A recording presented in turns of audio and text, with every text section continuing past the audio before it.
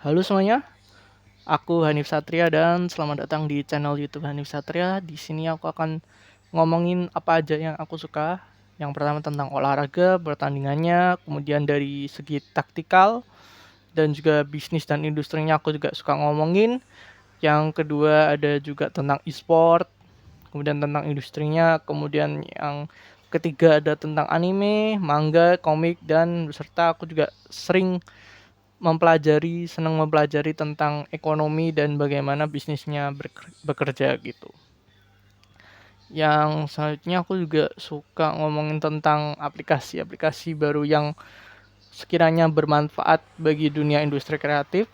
Nah, ini aku akan coba bahas, ya, terutama yang pastinya aplikasi yang aku senangi akan aku bahas gitu. Oke, di video kali ini aku akan coba ngomongin tentang top 5 atau 5 olahraga paling populer di masyarakat Indonesia saat ini yang menurutku ini bisa berpotensi untuk bisa meningkatkan ekonomi di Indonesia seperti itu. Oke, langsung saja untuk yang 5 ini. Yang pertama itu ada sepak bola ya. Tentu kita sudah ketahui bersama olahraga paling populer yang olahraga paling populer di seluruh dunia hampir di semua negara kecuali mungkin di Cina itu lebih suka pingpong atau badminton atau lainnya. Kemudian Australia lebih suka ke rugby, Amerika ada American football, basket dan juga baseball. Untuk India itu ada kriket ya. Dan mungkin itu aja negara besar yang dengan olahraga favoritnya. Untuk yang lainnya saya rasa kebanyakan sih masih suka sepak bola ya, terutama di Indonesia, negara dengan 270 juta penduduk. Ini emang sangat gila bola, juga sebuah market bola yang sangat besar ya, yang sebenarnya kita bisa olah industri sepak bolanya di dalam negeri ini supaya setidaknya bisa meningkatkan perekonomian, setidaknya bisa bermanfaat bagi pelaku-pelakunya, bagi pemain, pelatih, supporter, dan yang bergerak di bidang tersebut seperti itu. Itu sepak bola. Nah, tentu kita sudah hafal banget ya dengan sepak bola ini. Untuk ekosistemnya ya ada satu federasi pusatnya namanya FIFA, kemudian di tiap benua ada federasinya. Untuk ya sistemnya bisnisnya ya tiap negara punya liga kompetisi kompetitif sendiri-sendiri.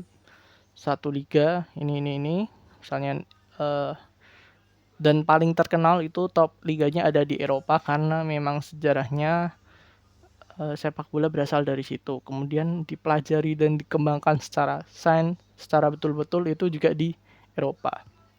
Jadi tidak heran bahwa industri yang paling maju di sana, perputaran uangnya paling banyak juga di sana gitu. Ini paling banyak di Eropa, di Spanyol, Jerman, Inggris, Portugal dan lain-lain. Terutama Eropa Barat ya. Nah, itu dari setiap liga itu kan setiap negara itu ada liganya. Nah, pemenang liganya itu biasanya bermain untuk kejuaraan piala di masing-masing benua, misalnya benua Asia, untuk klub-klub benua Asia, kemudian ada Liga Champion untuk klub-klub Eropa, seperti itu.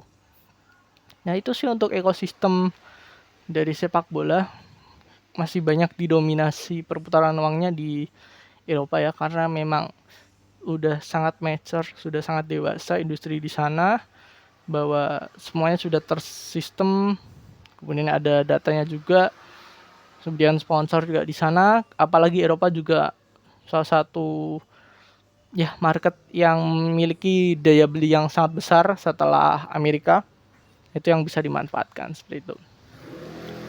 Nah, untuk di Indonesia sendiri ada juga Liga 1 Indonesia yang banyak pengamat bilang masih perlu diperbaiki dari segi pembinaan usia mudanya. Untuk naik berjenjang ke profesional itu belum ada jalur yang bagus, kemudian penguasaan teknik dasar dan taktikal dari pemain Indonesia yang masih kurang, dan juga ya memang kualitas liga kita masih sekelas Eropa ya. Ini yang perlu ditingkatkan oleh federasi dan negara. Bagaimana usia muda, kalau saya mengutip pendapatnya Coach Justin, seorang pandit sepak bola yang terkenal di Indonesia, bahwa beliau kan pernah tinggal di Belanda dan beliau mempelajari itu. Beliau juga merasakan ekosistem sepak bola di Belanda sudah sangat maju. Dari usia 6 sampai 17 itu bermain reguler setiap minggu. Jadi misalnya latihan itu ya latihannya weekday ya, Senin sampai Jumat, atau ya berapa kali setiap weekday. Kemudian bertandingnya di Sabtu Minggu gitu misalnya. Itu yang bisa kita contoh gitu, dari usia 6 sampai usia 15 ya, karena 16-17 biasanya udah dikontrak oleh tim profesional. Seperti itu ya. Selain juga diajarkan teknik dasar, bagaimana passing, kontrol, dribbling, kemudian tentang membaca permainan, bagaimana kemana kita bergerak, kemana kita mengumpan, itu yang bisa kita pelajari seperti itu. Nah, kalau saya berandai-andai ya, misalnya ada masing-masing kota nih, misalnya kota besar kayak Surabaya, Bandung, Jakarta kan pasti sudah bisa mengelola sendiri kan, mereka besar. Misalnya kalau di tingkat kabupaten semisal belum bisa, itu ya kalau bisa sih kecil-kecilan dulu di tingkat kabupaten. Kalau misalnya tidak bisa mengelola sendiri, juga bisa gabung ke kota besar seperti misalnya di Bandung dengan Bandung Raya, Jakarta, Jabodetabek, dan lain-lain. Itu juga bisa dilakukan. Misalnya di satu kota ada 15 kecamatan, satu kecamatan ada satu tim ya misalnya. Pastikan satu kecamatan punya lapangan bola lah, misalnya 2 atau 3. Nah, itu kan misalnya 15 tim, itu tiap minggu main, misalnya at home away, atau misalnya dibikin terpusat. Jadi bergantian jam 7, 8, 9. Jadi ada urutan pertandingan 1, 2, 3, itu juga bisa. Itu yang bisa dilakukan untuk ya melatih apa istilahnya pengalaman pemain anak muda, bagaimana mereka berkompetisi, belajar dari kegagalan, itu yang menurut saya perlu dilakukan sih. Juga masing-masing asosiasi olahraga di tingkat kota maupun provinsi juga bisa bekerja sama dengan misalnya pemilik lapangan, pemilik tempat seperti itu ya, dan juga menggait sponsor gitu. Nah, ini aku juga sangat penasaran dengan gimana sih ekosistem sepak bola ataupun olahraga lain yang akan aku sebutkan di taraf provinsi ataupun hingga di kota kabupaten ini. Nah, itu untuk tentang sepak bola ya. Nah, aku juga mau ngebahas tentang income. Ini juga karena industri sepak bola ini paling besar, paling major, ini sudah sangat terlihat jelas bagaimana jalur-jalur pemasukan di tiap klub ya. Karena kan ya, olahraga itu berbasis klub ya biasanya. Karena biasanya olahraga yang berbasis klub itu punya fans, punya kefanatikan yang bisa dikonversikan menjadi nilai ekonomi seperti itu. Dan juga sebagai rasa pride di tiap daerahnya, di tiap kotanya, bahwa tim mereka berprestasi di ajang suatu olahraga tertentu seperti itu. Oke, untuk jenis-jenis income itu ada yang pertama dari tiketing stadion. Untuk jenis income di industri sepak bola itu yang pertama ada tiketing stadion ya, karena kan permainan liga itu kan ada home away. Ketika keuntungan home ini kita bisa didukung oleh supporter dari kota kita sendiri, dan juga bisa memanfaatkan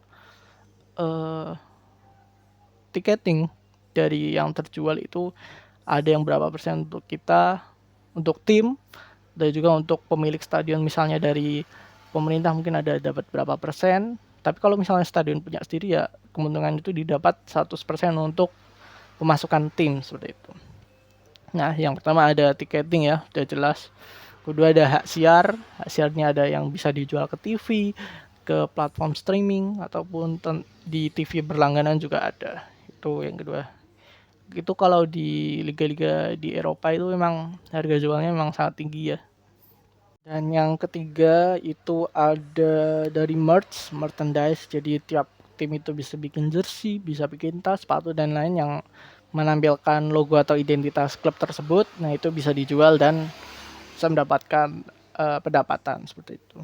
Yang keempat itu pastinya ada sponsor ya. Tentu kita sudah sering lihat bahwa di tiap tim olahraga di setiap jersey itu biasanya di sini yang paling terlihat itu ada sponsor, dan biasanya kalau di depan dada ini biasanya paling mahal seperti itu.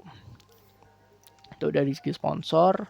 Dan sponsornya juga nggak cuma dipajang di sini, ada di setiap media komunikasi, informasi, dan promosi di setiap tim itu ada di pinggir lapangan, di Videotron, kemudian ada di layar TV yang di atas biasanya, di atribut sekitar stadion atau mungkin sebelum stadion di sepanjang jalan itu juga termasuk sponsor juga bisa.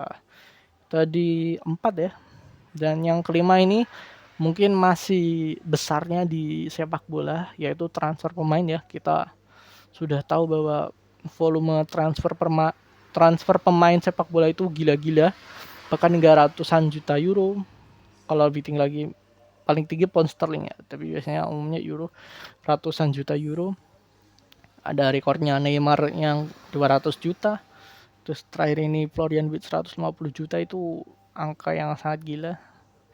Kurang lebih ya, aku lupa ya konversinya berapa, nanti aku tulis di sini. Kalau misalnya Florian Wirtz dari Leverkusen ke Liverpool itu 150 juta euro, itu sekitar segini untuk satu main. Itu wah gila sih, belum lagi gajinya dan lain-lain. Itu emang sebegitu besar dan basahnya industri sepak bola seperti itu. Oke, mungkin tentang sepak bola kita akan bahas di selanjutnya tentang industri. Nanti kalau ada berita yang menarik atau dari segi taktikal yang aku cukup suka ngebahas taktikal ini ya, ataupun tentang lain-lain tentang sepak bola, atau mungkin nanti ya kalau ada wacana wawancara dengan asosiasi sepak bola di kota aku berada ini di Semarang, nanti aku coba upload di YouTube. Oke. Yang kedua ya, yaitu pasti basket, karena juga olahraga yang cukup populer. Walaupun aku ngerasa ini basket ini olahraga yang dalam tanda kutip mahal, karena ya kita tahu sendiri sepatu basket itu emang lebih mahal ya, terutama yang merek-merek besar seperti Nike, Adidas, Puma itu memang harganya mahal ya. Kalau mungkin ya bisa jutaan ya, sedangkan untuk olahraga lain misalnya mungkin dalam sepengetahuanku mungkin bisa dengan kualitas yang cukup bagus, mungkin bisa harganya di kisaran bawah seperti itu. Itu karena memang sepatu basket itu mahal karena ada teknologi yang mengurangi risiko untuk cedera pemain ya, karena kan basket itu salah satu olahraga yang sangat fisikal, sangat dekat, dan pergerakannya sangat-sangat lincah di ruang yang sangat sempit.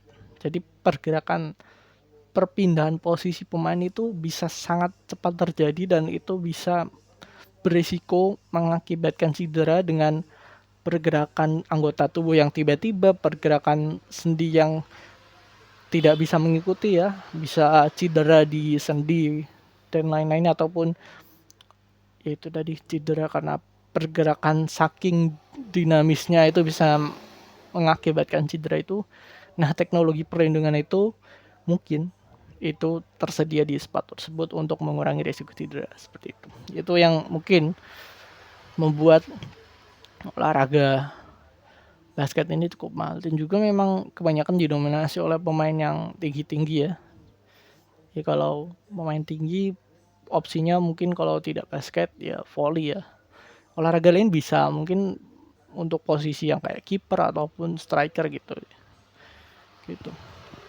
Nah, untuk basket sendiri ini untuk ekosistemnya ya, itu sebenarnya memang tidak sebesar sepak bola, tapi basket ini punya suatu kelebihan, yaitu bisa dimainkan di indoor.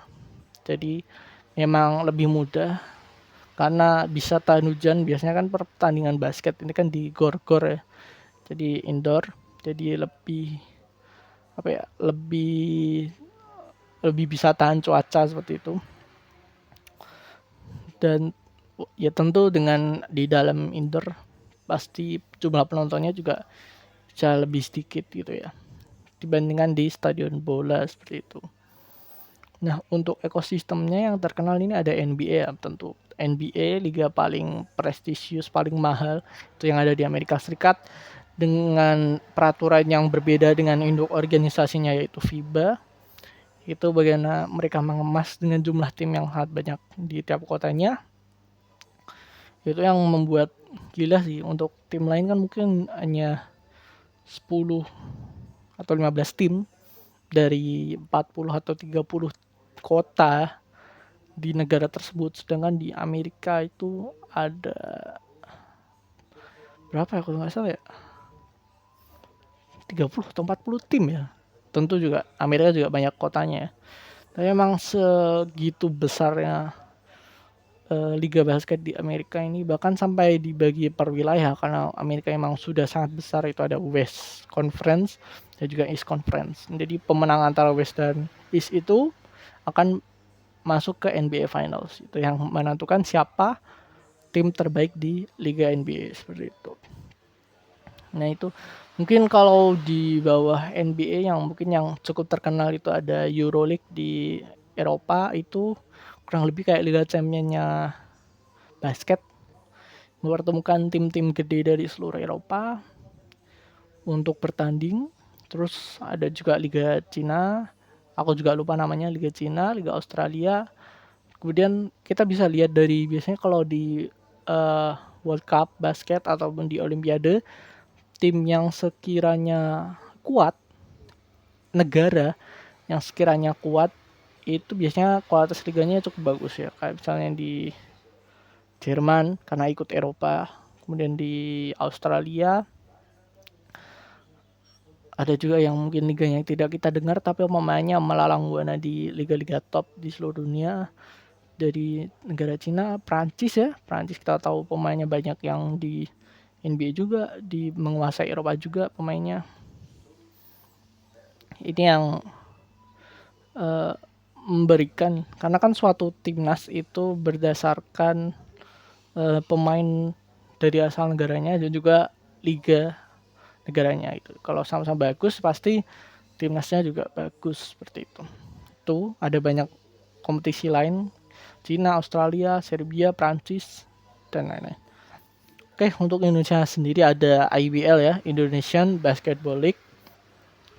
Ini juga lagi serunya ketika upload video ini juga lagi masuk ke sesi playoff. Kita lagi masuk ke grand final ya. Udah kalau nggak salah semifinal atau apa ya. Ini yang pasti akan menjadi partai yang seru dengan partai best of 3 seingatku ya. Juga ada home away-nya. Ini pasti partai yang sangat seru. Juga sekarang fans basket di Indonesia juga udah mulai meningkat, dan menurutku IBL ini sudah cukup bagus mengemas liganya. Mungkin dari awareness-nya itu ya, memperbanyak lapangan basket di sekitar rumah, di sekitar lingkungan. Itu kan juga bisa memicu orang-orang menjadi lebih, anak-anak lebih suka basket. Kemudian bagaimana kompetisi usia dini seperti yang tadi aku sampaikan ya. Tadi ada contoh formulanya seperti di tiap kota ada beberapa tim latihan di weekdays, kemudian seminggu sekali tanding di weekend. Itu terus selama satu musim itu mungkin kalau satu tahun kan 12, satu musim mungkin 9 bulan, semisal seperti itu. Itu juga bisa dilakukan. Jadi benar-benar dibibit, diajari teknik, kemudian terlihatlah yang bisa mengikuti yang mana, yang menjadi prospek masa depan basket Indonesia tuh bisa dilihat seperti itu. Jadi aku itu mungkin sih. Dan ya ini yang juga aku perhatikan juga di beberapa olahraga ini ya, bahwa setiap olahraga dan setiap negara itu punya perlakuan yang berbeda dalam melakukan pebibitan usia dini gitu. Ada yang olahraganya pengembangannya berbasis sekolah, ada yang olahraganya berbasis lingkungan seperti sepak bola ya. Kalau di luar negeri, di Eropa itu mungkin tiap kelurahan, tiap kecamatan itu ada klub yang akan berkompetisi di tiap kotanya. Kalau di Jepang itu olahraga volleynya, nanti aku juga sebutkan, itu sebenarnya udah ada kayak SSB itu akademi volleynya di tingkat masyarakat, tapi liga pelajarnya tuh memang sangat-sangat kompetitif gitu ya. Jadi ada yang nggak harus selalu rutin kayak di Eropa ya. Satu musim per weekend main, ada yang juga emang kompetisi kayak sistemnya cup, kejuaraan. Itu Jepang itu yang terkenal dua ya, musim semi sama gugur. Karena kan kalau musim panas dingin kan liburan ya, liburan panas sama dingin ngapain olahraga, kan liburan gitu. Itu. Jadi memang dua itu di Inter High itu di spring atau di semi ya.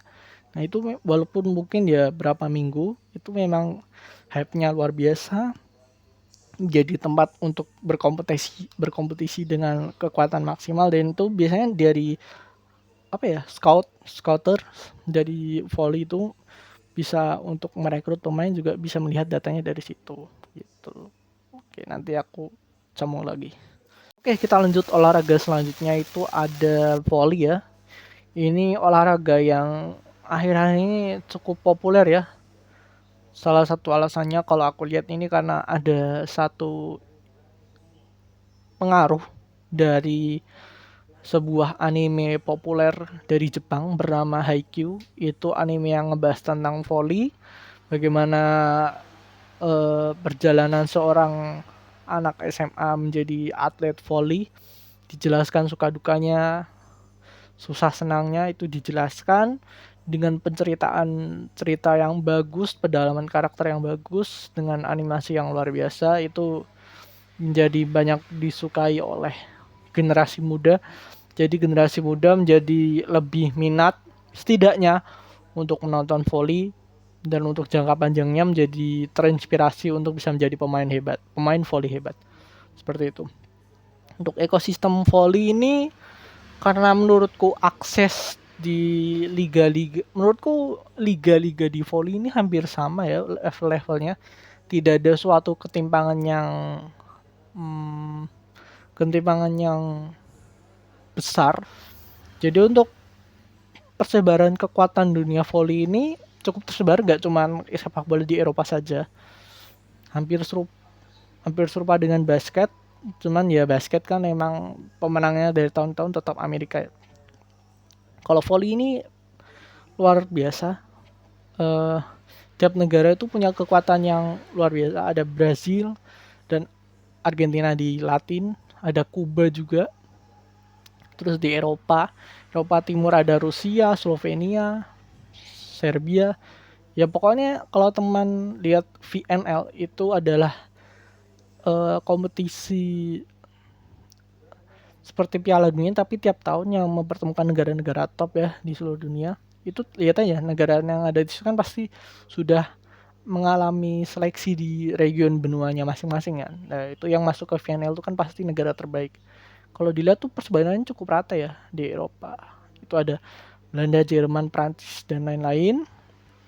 Kemudian ada Amerika Serikat juga yang bisa mengimbangi kekuatan dari Eropa ini.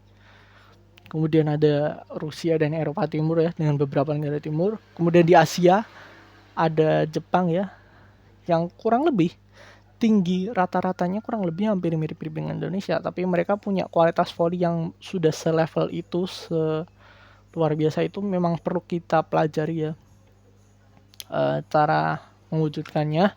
Kemudian ada Korea, kayaknya nggak masuk final tahun ini, kayaknya ada Cina ya, perwakilannya ada Jepang dan Cina. Kemudian di Timur Tengah ada Iran,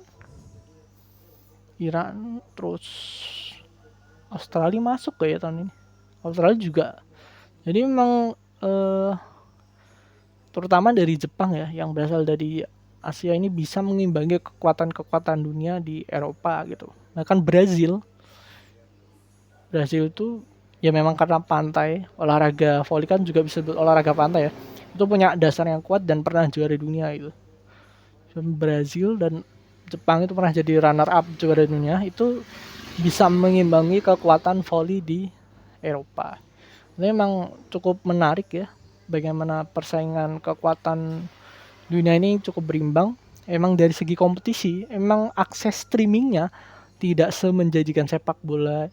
Karena kan sepak bola exposure-nya besar, marketnya jelas besar, itu orang-orang berbondong invest untuk menyiarkan. Liga-liga di tiap region tuh kurang mudah gitu aksesnya gitu. Itu untuk uh, kompetisi liganya yang memang tidak terhighlight dengan besar seperti sepak bola dan Eropa. Jadi kebanyakan orang ngikutinnya ya VNL itu. Orang awam, aku juga awam juga ngikutnya VNL bagaimana pemain terbaik di negaranya, di liga negaranya itu masuk ke negara, itu berkompetisi satu sama lain ya. Bagi pemain-pemain top ini bermain di negaranya itu salah satu liga kompetisi paling elit di dunia volley. Selain VNL yang 1 tahun sekali, ada World Cup yang diselenggarakan oleh Indo Association namanya FIVB. Terus VNL World Cup, ada juga setiap Olimpiade juga, itu sangat-sangat bergengsi.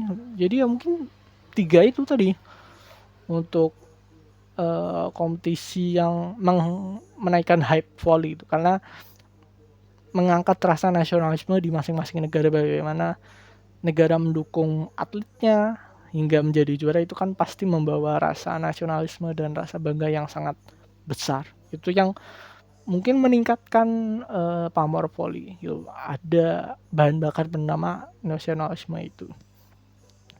Sama kayak di sepak bola tadi kan ada bahan bakar kebanggaan terhadap kota yang dicintainya, bisa menjuarai liga top, itu juga sebuah bahan bakar yang bagus dari suatu olahraga gitu. Oke, itu 3 volley tadi. Kemudian yang keempat itu ada, sebelum masuk ke 4 itu untuk kompetisi volley di Indonesia itu namanya Proliga. Cuman masih belum se-mature yang, kalau mungkin liga paling kompetitif ya, itu ada di Italia dengan pemain-pemain tadi terbaik dari VNL itu kebanyakan main di Italia. Itu kalau nggak salah ada 10 atau lebih tim volley. Sedangkan di season terakhir ini itu mengalami sedikit kemunduran di segi tim peserta, bahwa tim putra hanya mewakilkan 4 tim saja. Itu ada Bayangkara, Lavani, Samator, dan juga Palembang Bangsum Sebabel, dan terakhirnya ada Jakarta Garuda. Ini kan tim apa istilahnya, tim muda Indonesia yang di training camp di Proliga gitu. Jadi ada 5, sebenarnya 4 ya. 4 kan kalau misalnya semifinal kan udah ketemu 4 gitu ya. Sedangkan putri berapa kemarin ya? 6 atau 7 gitu. Ya seyogyanya, alangkah baiknya ditingkatkan lah dari jumlah pesertanya, misalnya nggak cuma 4 tim tapi 8 tim seperti itu. Itu yang menurutku perlu ditingkatkan ya dari segi kualitas liganya. Dan juga tidak kalah penting yang selalu katakan adalah tentang pembinaan usia dininya tadi, bahwa aku memiliki gagasan dan usulan bahwa pembinaan usia dini ini berbasis apakah berbasis sekolah atau berbasis lingkungan klub atau akademi di lingkungan tempat di tiap kota yang harus bermain tiap minggu. Jadi gampang untuk nge-scoutnya, memantaunya, jadi naik tingkat. Jadi nanti ada misalnya dari liga usia dini, nanti misalnya ada liga universitas atau liga semi pro, kemudian ada semi pro bertingkat, ada liga profesional ya, misalnya 1-2, itu ada sistem degradasi, itu juga bisa dilakukan. Jadi memang benar-benar tersistem dan berjenjang dan berkelanjutan. Itu yang kadang aku berharapnya ada di situ ya. Kita kuatkan dulu fondasi di bawahnya ini, kuatkan fondasi di bawahnya, bagaimana menciptakan atlet yang bagus,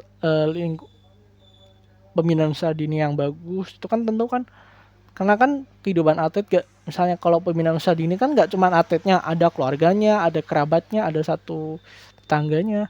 Itu kan pasti akan mendukung atlet itu kan pasti akan menyukai volley, invest entah itu untuk merch, untuk pengembangan volley, untuk lain-lainnya kan juga akan berkontribusi di perputaran uang di situ ya.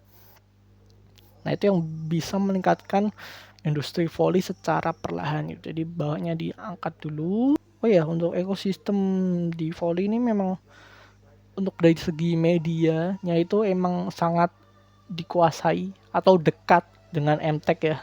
Yaitu ya pemilik SCTV, Indosiar, Moji TV. Kemudian untuk streamingnya ada video. Itu kan MTech ya. Itu yang menyiapkan, ini punya license volley di Liga Indonesia ataupun license volley di VNL. Seperti itu.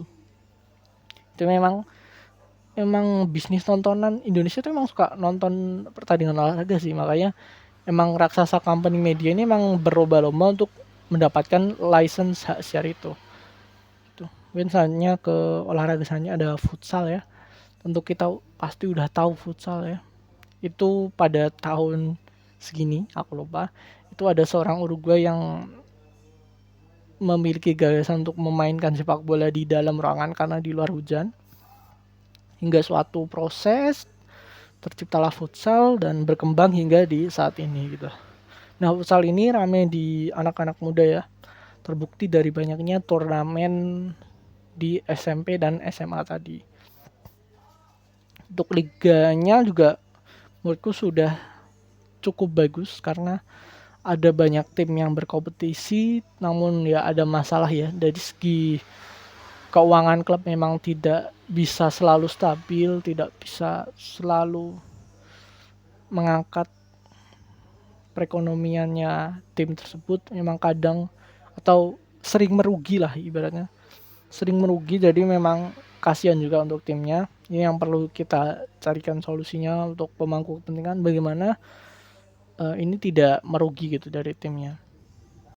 Nah, untuk ekosistem futsal ini ya, memang kebanyakan sih memang cukup sama kayak voli tadi, tidak ada terlalu gap ya. Bahkan Indonesia itu masuk ke 20 besar ya.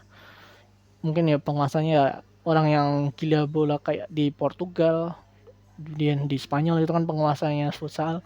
Di Latin ada Argentina dan Brazil itu juga sama gila bola. Terus Inggris malah nggak terlalu kalau futsal.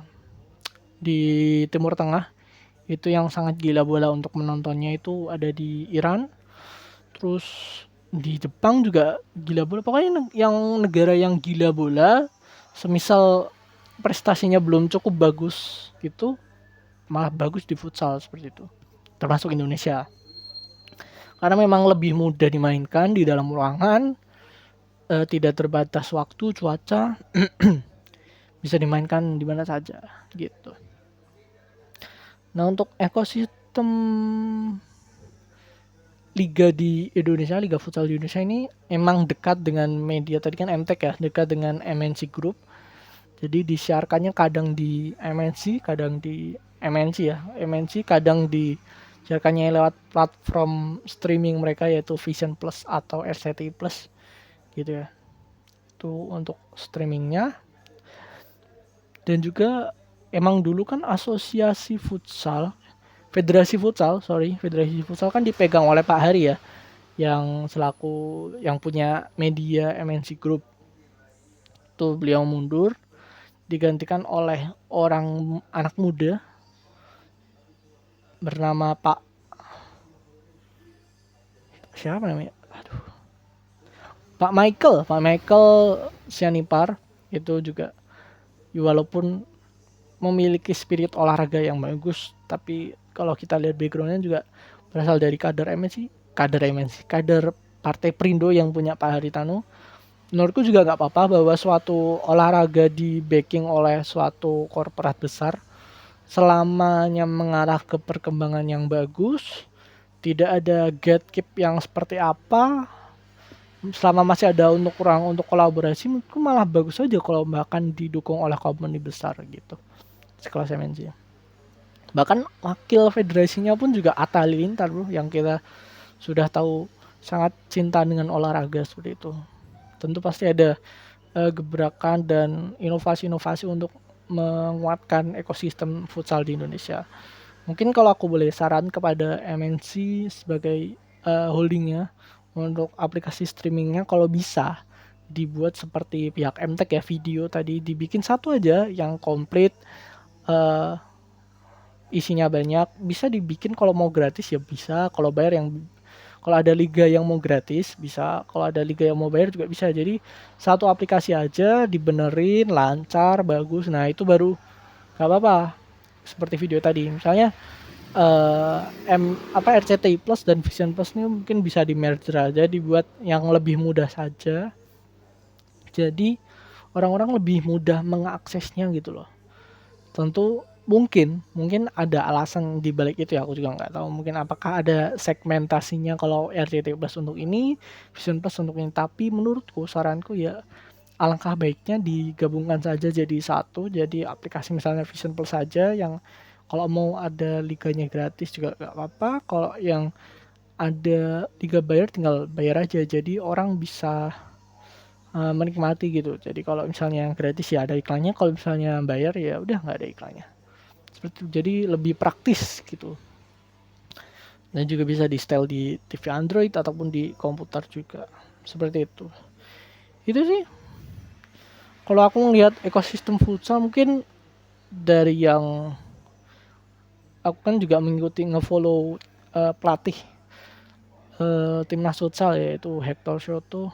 Itu memang kalau dari aku menangkap dari postingan gue memang ada sedikit gap pengetahuan taktikal antara futsal di Indonesia dan di Spanyol atau Portugal ya, yang sudah cukup maju.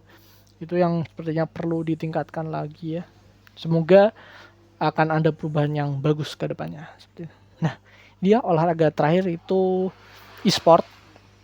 Memang ada perdebatan apakah e-sport ini termasuk olahraga atau bukan. Tapi menurutku bisa disebut olahraga karena ada pikiran, ada olah gitu, ada kompetisinya juga. Tapi menurutku ujung-ujungnya e-sport itu adalah melakukan suatu kompetisi yang sangat-sangat memikirkan bisnis sekali. Karena memang e-sport itu basisnya bisnis menurutku. Gitu. Karena e-sport ini ada emang untuk bisnis gitu. Jadi setiap game itu salah satu media promosinya itu lewat e-sport gitu tadi. Bagaimana orang-orang yang sangat jago ini mempromosikan gamenya bahwa gamenya itu bisa diolah menjadi gameplay yang seatraktif itu. Gitu. Kalau untuk e-sportnya aku juga baru nonton kemarin video di Rise Up TV. Aku menangkapnya bahwa e-sport ini bukan masalah tentang nasionalisme, kebanggaan terhadap suatu kota kelahiran ataupun negara. E-sport ini tentang all about business. Jadi memang timnya memang untuk bisnis saja. Bahan bakar e-sport itu bukan di nasionalisme tapi memang pengen menunjukkan siapa yang hebat aja dan untuk bisnis saja. Itu untuk bahan bakar e-sportnya. Terbukti bahwa memang e-sport buat semisal ada e-sport tim, kita kasih contoh gampang aja deh, tim EVOS atau Onyx lah yang dari Indonesia, yang punya orang Indonesia, asal mulanya dari Indonesia, yang punya orang Indonesia, headquarternya juga di Indonesia, EVOS dan Onyx itu karena kemarin ada invest dari eSport World Cup itu kan jadi buka banyak divisi ya. Itu membuktikan bahwa memang divisi paling gedenya kan Mobile Legends kan di Indonesia. Tapi juga bikin cabang divisi lain ya. Kayak aku lupa nama gamenya, kayak Team Fight Tactic atau Street Fighter. Itu kan memang kurang populer di Indonesia. Mereka mengambil player dari negara lain yang jago, misalnya dari Jepang, itu bermain untuk tim Onyx gitu. Jadi memang tidak, e-sport itu tidak ada kompetisi negara kayak World Cup atau apa, itu nggak ada. Kayak liga konfederasi atau liga benua itu nggak ada. Jadi memang pure mewakili tim masing-masing sih, gitu sih. Jadi memang mewakili tim masing-masing. Jadi kalau misalnya suatu divisi itu juara, tentu timnya akan mendapat berapa persen gitu.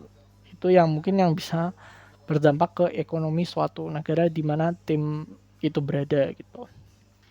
Gitu sih. Untuk gitu, aku nyadarinya kalau e-sport ini menurutku nggak apa-apa sih nggak harus tentang nasionalisme di e-sport itu, karena memang nggak pernah ada Indonesia e-sport lawan apa e-sport, itu memang nggak ada. Nah, semua tentang bisnis gitu ya, profit. Nah, memang gitulah jalannya e-sport ini. Dan untuk olahraga yang atau cabang game yang populer di Indonesia, aku dibahas di episode selanjutnya deh untuk cabang e-sport di Indonesia. Jadi untuk cabang e-sport yang populer di dunia itu ada banyak jenisnya. Ada yang MOBA, aku kasih gambar aja, MOBA. Jadi kayak 3 lane gitu. Tujuannya menghancurkan base musuh. Itu ada Mobile Legends, League of Legends, Dota dan lain-lain. Terus yang kedua ada FPS, first person, jadi yang gini, yang kelihatan kameranya gini. Tactical shooter, itu kayak Counter Strike, Valorant, Rainbow Six Siege. Terus ada Battleground, Battle Royale, Battle Royale tuh jadi banyak orang bertahan hidup jadi satu. Itu ada Fortnite, PUBG, Free Fire dan lain-lain, Apex. Terus apa lagi ya? Ada sport. Jadi yang berdasarkan olahraga, kayak olahraga bola ada FIFA, ada football, ada basket, NBA 2K basket, golf, Rocket League, jadi bola tapi menggunakan mobil, itu kan juga berbasis olahraga beneran gitu ya. Terus olahraga, terus ada fighting, terus kita kenalnya kayak Street Fighter, Tekken, Mortal Kombat. Terus apa lagi ya? Itu terus ada board game tuh aku kelompokkan, misalnya sederhananya board game tuh kayak contohnya ada classic chess, catur yang biasa, kemudian ada magic chess, genre magic chess, jadi catur tapi menggunakan karakter yang punya power tersendiri. Tadi berapa tadi? 6 ya. Terus kayak team fight tactic, terus ada magic chess go kayak di Mobile Legends. Terus jenis game apa lagi ya yang e-sport ya?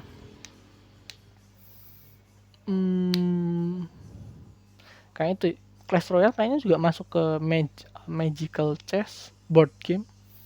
Mungkin masuk ke situ, atau strategi ya. Kalau mau masukin strategi ke Clash Royale. Terus kayak Brawl Stars itu masuk ke lebih ke MOBA, multiplayer online battle arena, itu juga MOBA. Mungkin kurang lebih yang terkenal itu ya, ada 7 game itu. Kebanyakan aku belum nemu lagi deh game apa lagi ya. HOK juga MOBA, Valo, ya kayaknya baru itu tadi 7 jenis game yang biasanya ramai di sport, tapi kebanyakan sih MOBA, Battle Royale sama FPS sih. Biasanya yang paling top notch-nya Battle Royale, MOBA dan FPS atau tactical shooter lah. Itu biasanya yang rame. Itu sih mungkin untuk ekosistem e-sport. Untuk video e-sport nanti aku akan buat di video selanjutnya aja. Oke, mungkin semua tentang e-sport akan aku bahas di selanjutnya aja deh. Mungkin udah terlalu panjang juga videonya ini. Oke, mungkin sekian aja video kali ini. Terima kasih yang udah nonton. Dan itu aja untuk video di hari ini, yang pertama ini ya. Terima kasih. Kalau mau teman-teman bisa follow Instagram aku di @hanifsatria42 untuk informasi tentang sosmed lain. Ada podcast aku juga, itu ada di website ini s.id/hanifsatria, bisa teman-teman akses. Mungkin itu aja tentang top 5 olahraga paling populer di Indonesia. Semoga bermanfaat dan menghibur. Terima kasih dan sampai jumpa.